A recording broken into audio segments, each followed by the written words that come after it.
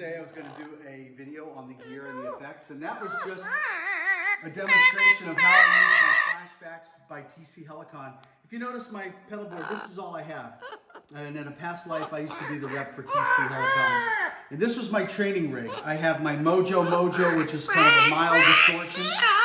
I have the Dark Matter, which gives you kind of a Marshall tone. They don't voice very well with the acoustic amps, so I'm not going to give you a demo of those, but I'm going to show you how to build a loop, because my most valuable player, and probably the pedal I use the most, is the Flashback X4.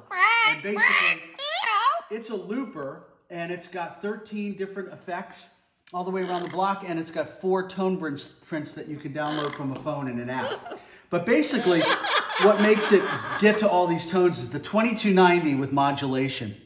And that's what the Edge and that's what Dave Gilmour is.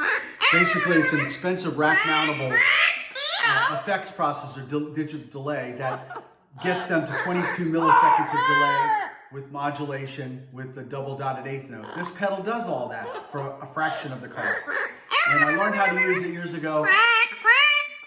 And I get all the delay and modulation effects I want. It's actually a really cool pedal. But anyway, like I said, in a past life, this was my pedal board. I've had it for years. It's all I use in terms of outboard effects. Everything else is built into the amps. But I did say I would talk about the guitars and what I have. There's only one guitar in my whole lineup that was brand new, that I bought brand new. And that is this Gibson over here, this Gibson Studio. It's a Songwriter Studio with a mahogany back and sides and a spruce top. And it's got a LR Bags pickup built into it. This is the only guitar that I've ever bought new that I still own to this day. So we're gonna hang on to that. I played a lot of it in a lot of the videos. It's just a sweet sounding, deep bass acoustic that I'm letting age naturally. I don't collect guitars, I play on my guitars, every single one. So the next one, and I know you've seen this in a lot of videos. Well, let me talk about this one. This is a Washburn, and it's the SBF80. And there's an interesting story behind this guitar. It belonged to one of my dealers, and I watched this thing hang on his ceiling, on his wall for 14 years. Always saying to myself, man, I would love to buy it. And I eventually bought it after 14 years of looking at it on the wall. I absolutely love this guitar. It's a Heritage Sunburst. It's basically a thin body, like an electric, with a electronic pickup, similar to what's in the acoustic guitars, but it's an electric body. I absolutely love it. 60s neck, and you see it on a lot of videos. You hear it on a lot of videos. It's very spatial and acoustic, electric sounding, and very unique. So it has definitely marched up into one of my favorites that I own. So let me keep showing you. So this is the 12 string. This is a Yamaha F series 12 string with, I think it's got a mahogany, actually a spruce top. And I'm not sure what kind of wood this is, but I think it might be a koa or something. It's got lots of grain. But this was one of the best finds I've ever had used. I bought this actually off of Facebook Marketplace. And I put that transducer pickup in it, which gives you all that echo and reverb.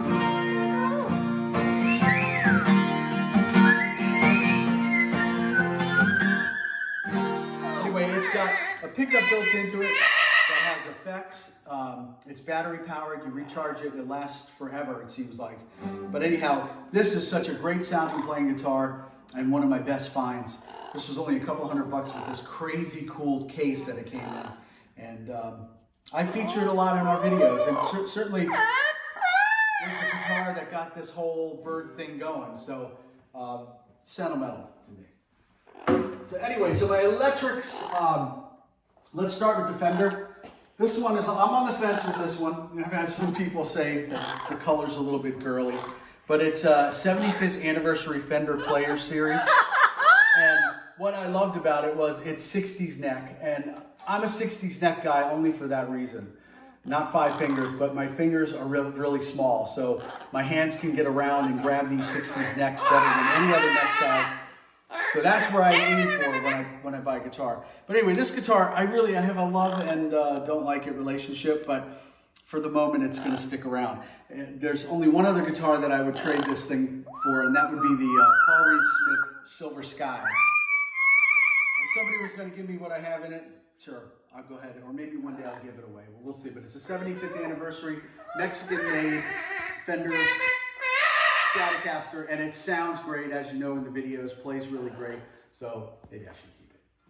Anyway, one of the best made guitars that I have right here is the Paul Reedsman. This is a custom S2, which is USA.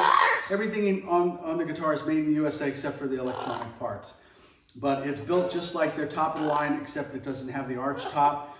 But it's got a flame maple top to it. I played this in a ton of videos. It is one of the best made guitars. It's so easy to string. It stays in tune. It's got a tremolo that's not a locking tremolo, but everything locks up at the tuning pegs. And it's just awesome the way it plays and stays in tune. So definitely a keeper. The only thing I may trade for is they make a green one, and maybe one day we'll upgrade to one that looks like Tico. So then the Les Pauls, and I don't know if I formally introduced you to this Les Paul, but this is a traditional Les Paul. I've had this for a long time, and it's pretty different from the 1960 I bought, and I'll explain the differences. But basically, these two guitars that I own, this is slightly weight relieved, but it still weighs in at almost 14 pounds. It's a behemoth to play on a stage. But that weight adds to its tone, and the difference basically between the traditional and the classic is the tone. This is a warmer, deeper, richer tone, where the classic has a brighter, louder, wild tone. So anyway, this is my Gibson Les Paul 2009 traditional.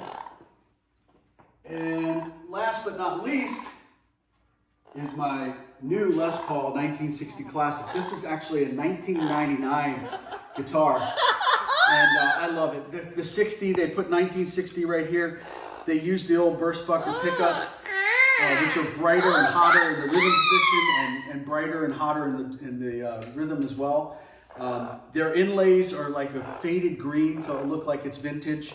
It's got the 60s neck, which to me is priceless, and this heritage top is just off the charts beautiful, like Jimmy Page would play, or Slash, or even Ace Frehley.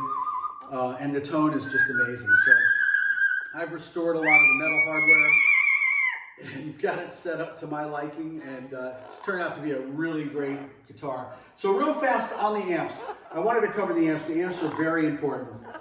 We do not blast Tico out of here when we're playing the amps. I use an acoustic Fishman Artist amplifier when I play the acoustics, and sometimes I run the Strat through it as well. It's got effects all on board, from chorus, delay, flanging, all of that is built on board.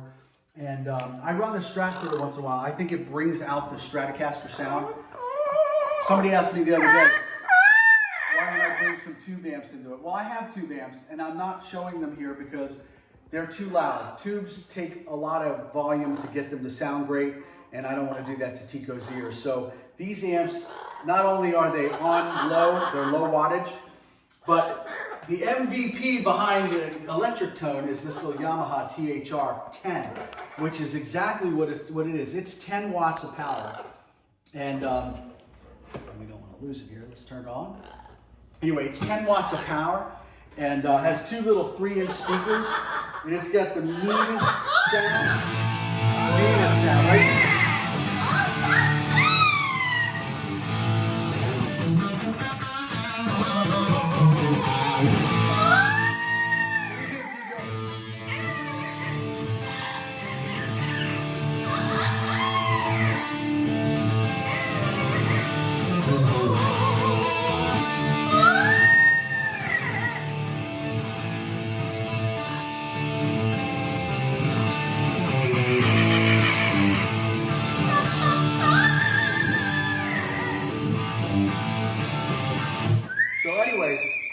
You can hear the tone. I play this amp in a lot of my videos. It's really tender on his ears, tender on everybody's ears. It's got a mean sound, and the microphone on our phone picks it up really great.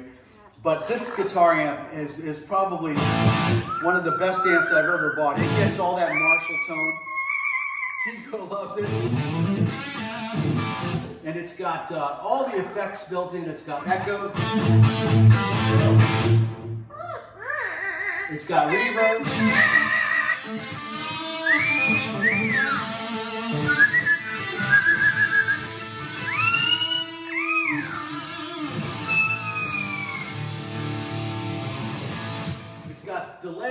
got flanger, it's got chorus.